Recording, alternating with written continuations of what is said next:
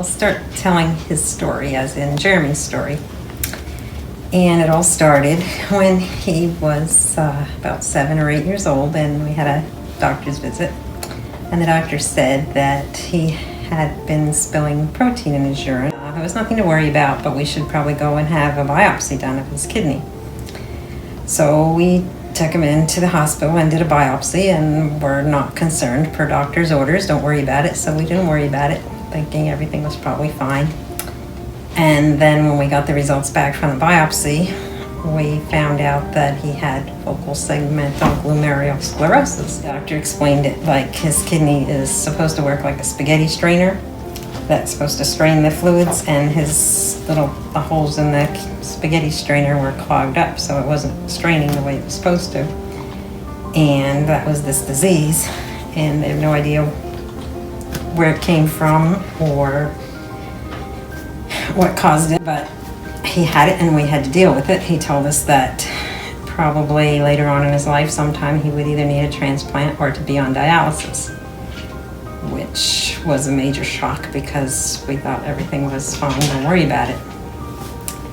So a couple of years later he ended up needing to be on dialysis, and that's when we got concerned about his life and the quality of his life.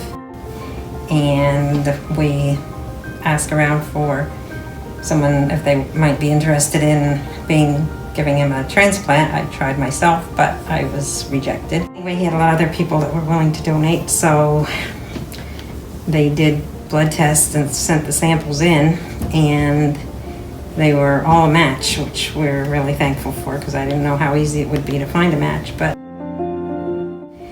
the doctors made the decision, and they chose Mark Dilla, and he went right through the whole thing without balking at anything. He actually ended up passing out during the testing because he wasn't supposed to drink or eat anything, so he didn't. He followed directions, and then he ended up passing out. But through anyway, and he ended up donating the kidney, which we were really thankful for, and it got Jeremy out of the hospital and back on his feet and doing well again.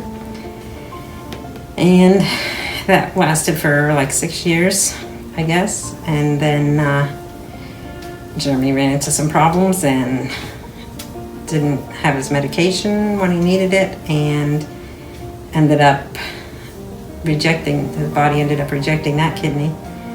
So he's back on dialysis again. And in the meantime, we moved down to Tennessee from Massachusetts, so we were away from him for a while, but now he's moved back down to Tennessee with us, and he was doing dialysis here in the center, and now was doing home dialysis, which was kind of easier in some ways because it was better for him. He was doing it 5 days a week instead of just 3 days a week, so he was healthier, but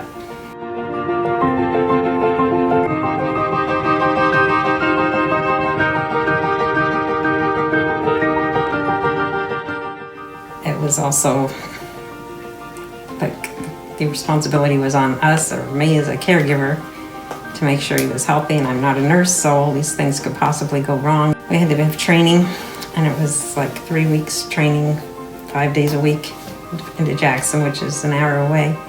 And then there was all kinds of million things that could possibly go wrong, which could lead to a coma or him passing out or death. And it was just, to me, it was overwhelming, and I just felt like I can't do this. But I had to do it for him, and I realized that with God's help, I could do it. It wasn't me that was going to be able to do it, but we could do it, so we did.